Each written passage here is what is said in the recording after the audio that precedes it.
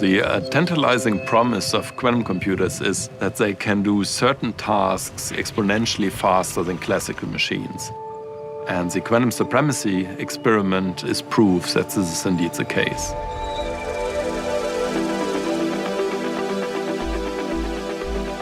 The word quantum computer is a little bit misleading because it sounds like a computer. And when people think of computer, they think of a phone or a laptop. The truth is the phone and the laptop and even a very powerful supercomputer all operate according to the same fundamental rules.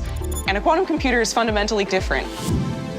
The classical bit stores information as a 0 or 1, and a quantum bit can be both 0 and 1 at the same time.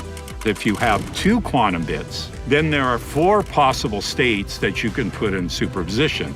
With 3 qubits, it's 8, 4 qubits, it's 16. It grows exponentially.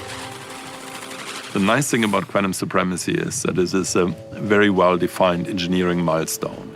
In a nutshell, what we're trying to do is we're trying to show that experimental quantum computers can surpass the best supercomputers in the world. To actually demonstrate quantum supremacy, we have these 3 steps. First, pick a circuit. Second, run it on the quantum computer. Third, simulate what the quantum computer is doing on a classical computer. We gradually increase the complexity of that circuit. At some point, it becomes completely impossible for the classical computer to keep up. Then we say we've achieved quantum supremacy. We started building together the quantum chips to do this experiment. And then the evolution of the devices with more and more qubits and more complexity. It's very much an iterative process. A lot of the work that we put in was not just these chips, but is also the infrastructure that you need to drive those chips. The cryostats that we install them in, all of the control electronics, software, all of this stuff is needed, and it all has to be developed.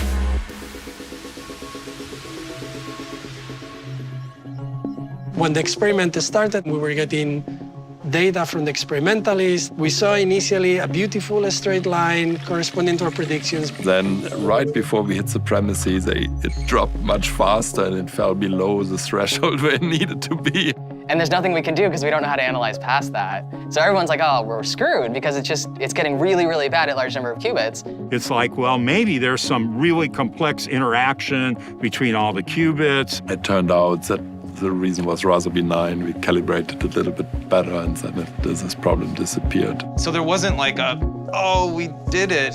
I think we crossed it, and then it wasn't clear that we crossed it, so we crossed it a little bit further. It took me like a day to realize, like, hold on, this is actually experimental data.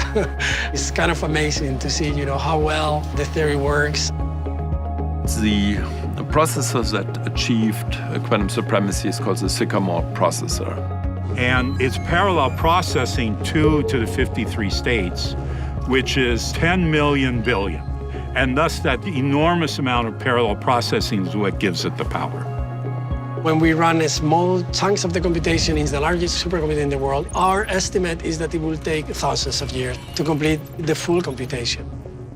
Technologies are born this way. Let's say the space age started with a satellite orbiting Earth, and it was not doing much, it was just beeping.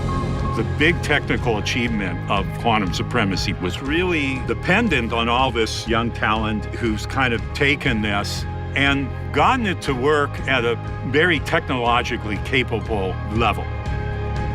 We have reached a new computational capability. There are certain computations, the only place in the world where you can compute those things is here in our data center at Google Santa Barbara. For the first time, we're showing that we can solve a problem that is just infeasible to do on the biggest computers ever made by civilization.